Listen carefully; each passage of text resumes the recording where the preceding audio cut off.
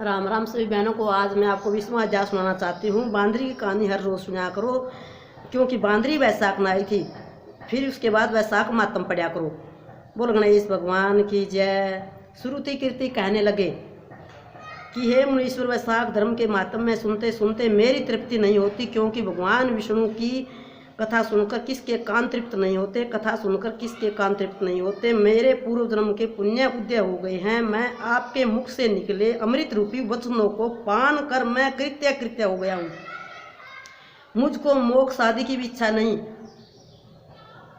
आप मुक्ति के दाता, भगवान विष्णु को प्रसन्न करने वाले दिव्य धर्मों का उपदेश करते जाइए। इतनी वार्ता सुनकर श्रुति देव जी बोले कि हे राजन, पापों को नष्ट करने वाली मैं एक और कथा कहता हूँ।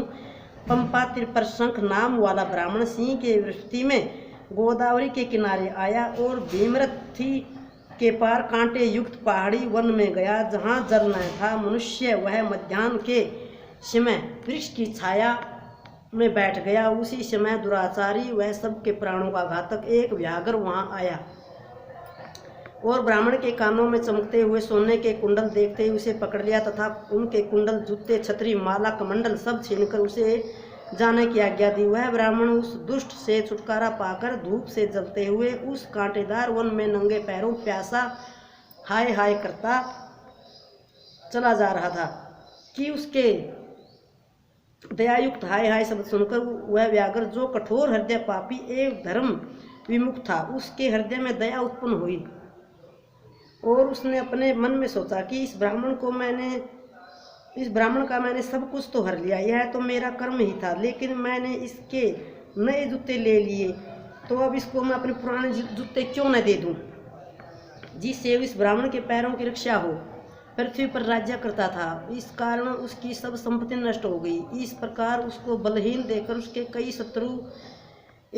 शत्रु राजाओं ने उस पर आक्रमण कर दिया। बेचारा राजा परास्त होकर अपनी सीखनी रानी और कुछ साथियों के सहित पर्वत की एक ऐसी गुफा में छिप गया जिसका रास्ता कोई नहीं जानता था। राजा ने बड़ी व्याकुलता से वहाँ पर 43 वर्ष व्यतीत किए। अब राजा के मन में यह चिंता उत्पन्न हुई कि मैं जन्म और कर्म से तो शुद्ध हूँ, मैंने जन्म भी अच्छे कुल में लिया, परंतु न जाने मेरे सब पुरुष कहाँ गए।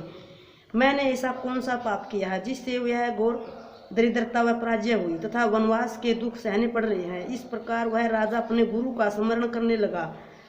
तब राजा के स्मरण करते ही दो मुनीश्वर वहाँ आए, याज और उपायाजक नाम वाले। वहाँ आकर राजा से उपस्थित हुए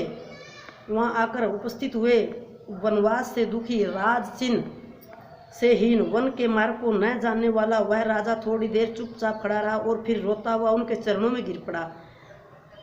तब दोनों मुनियों ने पकड़कर राजा को उठाया। उसके पश्चात राजा ने वन के पुष्पों से विधिवत उनका पूजन किया। जब वह दोनों बैठ गए तो राजा ने बड़ी नम्रता से उससे प्रश्न किया कि हे महाराज, मैं जन्म से शुद्ध हूँ, पितरों और देवताओं का भी पूजन करता हूँ, पाप से डरता हूँ, प्राणियों पर दयावान, गुरु की भक्ति में प्रीति रखने वाला हूँ। फिर क्या कारण है मैं ऐसा दरिद्री हो गया, मेरा सब कोष नष्ट हो गया, शत्रुओं ने मुझको जीत लिया, वन का वासी अकेला क्यों रह गया, मेरे पुत्र पौत्र भाई बंधु कोई नहीं रहा, मैं निष्पाप होकर राज्य कर रहा था, फिर भी मेरे राज्य में अकाल क्यों पड़ गया, इसका क्या कारण, आप विस्तार पूर्वक मुझको कहिए। राजा के ऐसे वचन सुन थोड़ी देर सोचकर वह राजा मुनि याज और याजक कहने लगे कि हे राजन, तू अपने दुख का कारण सुन। पहले 10 जन्मों में तू अत्यंत घोर पापी व्याघ्र रहा।